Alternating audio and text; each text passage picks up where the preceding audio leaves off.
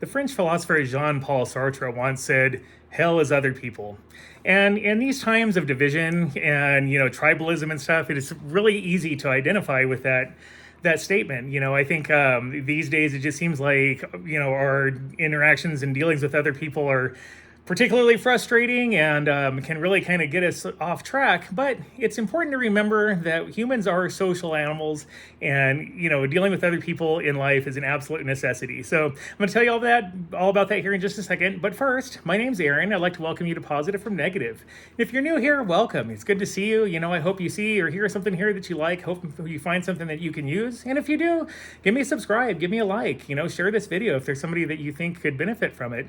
And if you're returning, welcome back. It's good to see you. I'm always happy to see a familiar face, and it's really interesting to me to see where people are tuning in from. So if you would, drop me a comment. Let me know where you're coming from, and let me know what you think about the video. Let's start a conversation about our interactions with other people.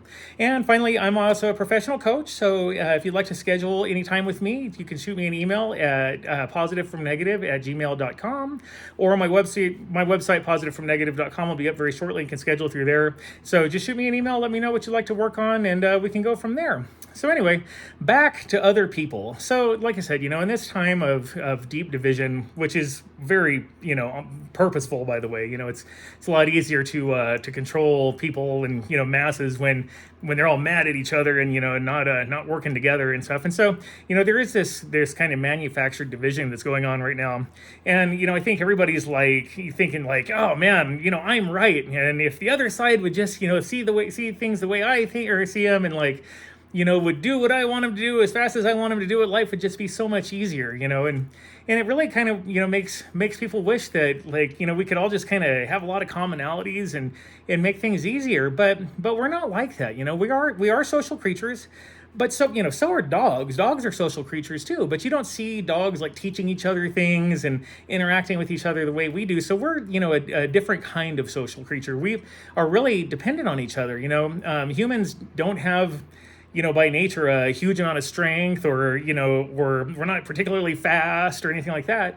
So it's hard for us to survive in the wild like a bear or a lion or whatever would and stuff. But what we do have is intelligence, and we have the ability to work together. And so, it's just been from the very beginning of history the nature of humans to work together and really act as sort of a cohesive unit, and that's just the way we are. But unfortunately, like I said, in the last few decades, especially, we've just been kind of driven further and further apart into separate camps. And it's time to realize that, all of that is just noise, basically. It's not the true essence of humanity. And so, it's important to remember that we absolutely need other people in our lives. Other people act as mirrors for us. They act as mirrors for the things that we aspire to. If you see somebody who does things or operates in a way that you find admirable, then you can aspire to be like that.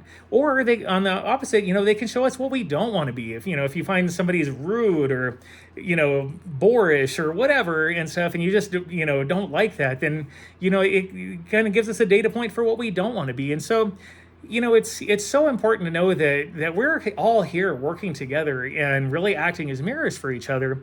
And it's important to know that usually, especially in an individual, if there's something in an individual that really triggers you or really pisses you off, it's important to know that, like they say, when you point at somebody, you got three fingers pointing right back at you. It's important to know that a lot of times what we find objectionable in another person is something that we haven't resolved within ourselves, or that we find objectionable within ourselves. And so, we can take those opportunities, when we find something objectionable in another person, to really sit down and be like, what is it within me that feels unhealed, or that I'm ashamed of, or that I feel guilty about, that makes me react like that to that person. And so, with all that in mind, I mean, human interactions are so just important, and it's not just for companionship. We're here all growing together. I remember seeing a quote one time that said, each person is like an angel with one wing, and we need each other to fly. You have to hold on to each other to be able to fly.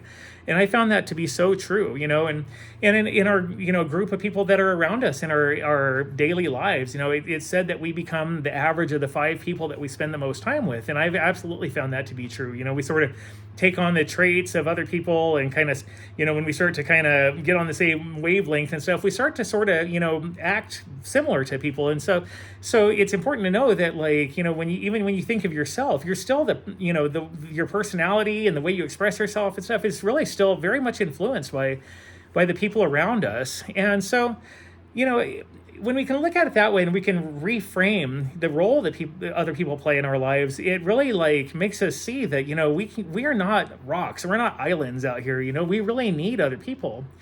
And it's been said, and I absolutely agree with this, that, other people generally come into our lives for one of 3 reasons. The first one might be a specific reason. There might be somebody who comes into your life very briefly, to help you learn a very specific lesson. This might be somebody that you, say, get into a car accident with or something like that. And, like, you learn a lesson out of that. Like, you need more room for braking during the rain or something like that. You might learn a very specific lesson out of that, or like maybe a negative interaction with somebody, or a positive interaction with somebody that shows you something about yourself that you don't, or that you do like, and that you walk away from that like having learned a little bit, even if especially actually if it was an unpleasant interaction. Those are the ones that we tend to learn the most from. And so, some people just come in for a reason, and then there's those that come in for a season. There may be people that come into your life for a specific period of time, kind of thinking like in the way of like high school friends here, or people that you maybe worked with at a job that you spent a lot of time with for, months or years. But, once that particular facet of your life is over, that relationship generally doesn't come with you. I've got a lot of people that I've worked with at several jobs that during that time, we were really good friends and very close and stuff like that. But, once I left the job, we just kind of like, lost contact and everything. And it's not because I didn't, like or value the friendships or like the person.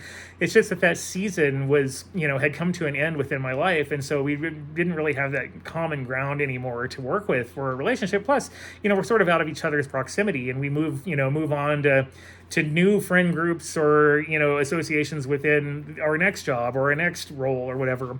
And so, so those people, like, we can totally appreciate, the role they play in our lives for that time. And then, when it's over, when it's time to move on, like, we can let go of those friendships and relationships without any kind of guilt, and just know that that's how that was designed to be. That's just the role that particular relationship played in our life. And it's not really necessary, like, to try to, keep it going if it doesn't make sense. And, and I've kind of dealt with that a little bit. I've had some really good friends that, once we kind of went our separate ways, like, it's like, oh, I'd like to get together, but, there's like less and less to talk about, and it just kind of gets awkward in a way.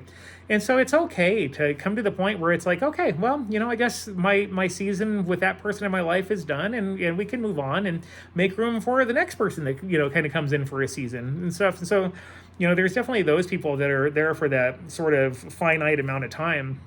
And then there's the very rare occasional people that come in for a lifetime. And usually those are family. Like most of the time those are, our children or cousins, aunts, uncles, parents. Generally you might be around for the rest of their lifetime.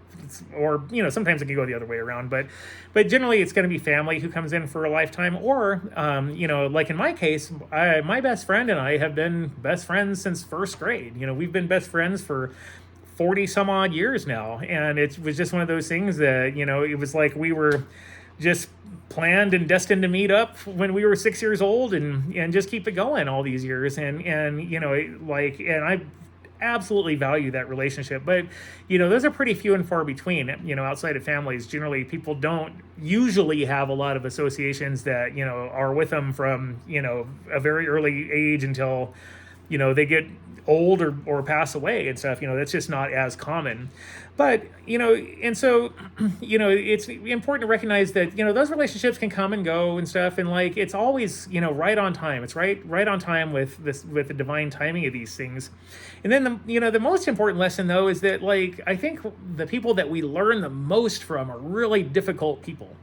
In my case, my stepfather he and I did not get along very well. Like, he was really nice to me and stuff like that until him and my mom got married. And as soon as the ink was dry on the marriage license and stuff, he completely changed and became, just dedicated to making me go away. And eventually it worked. He just, really just didn't want me around and stuff like that, and let me know and stuff. And it was because of that kind of tension and that unpleasantness that I really had to grow. Number one, I had to grow kind of a thick skin, and so I kind of taught me how to do that. But it also taught me how to like really deal with difficult people and really learn how to like let stuff roll off me and stand up for myself and advocate for myself, because there was times that I had to do that. And so for as much as he and I didn't get along, and for as much as I did not like him as a person, I totally recognize and value the contribution that he made in my life, because had it not been for that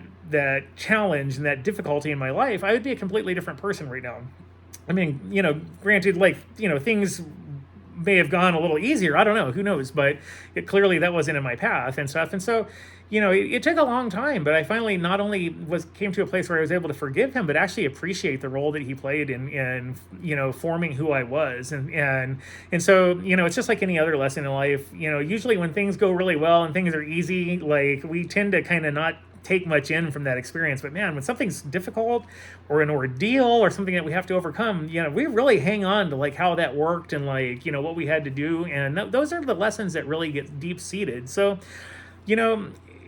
I would say that if somebody in your life is a jerk or a pain in the ass, then like you can actually like really appreciate them for that. Like it's the challenging people that really make us look at ourselves and make us, you dig into a well of strength that we may not know of that we've had, or patience or whatever and stuff. Because there's just some people out there that it seems like their whole job in life is to just bother us, or be a pain in the ass, and that's okay. Like that's just the role that some people play.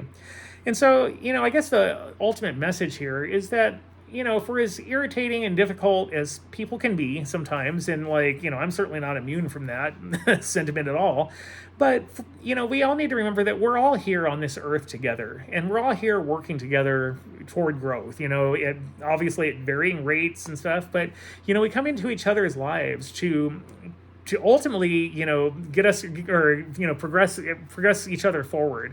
And it's not, it's not, a bad thing that we have other people in our lives. We just have to learn to appreciate the fact that, like, everybody's different. Everybody, kind of does what makes sense to them, even if it doesn't make sense to us. And, and I always have to think, if there's somebody that I find irritating or has an opposing viewpoint, I always have to think that if I lived that person's life, if I had that person's education, if I came from that person's family, if I had that person's upbringing, I would probably believe what they believe too, and so, and it's okay. It's okay for other people to have, opposing viewpoints and to think differently than we do, because if that wasn't the case, then life, number one, would be really boring, and number two, we wouldn't learn anything. We wouldn't get anywhere. We wouldn't make any progress, because we need that resistance and tension from other people to make progress in life and stuff. So anyway, that's all I had today.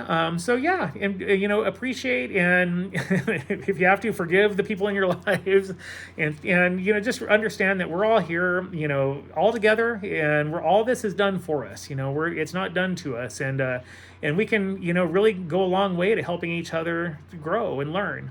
So that's all I have for today. And, if you enjoyed this, like I said, give me a subscribe, give me a like. And if not, no worries. We'll be friends in some other aspect of life. I'm always cool with that. So I wish everybody another happy 24, and I will see you on the next episode. Thanks.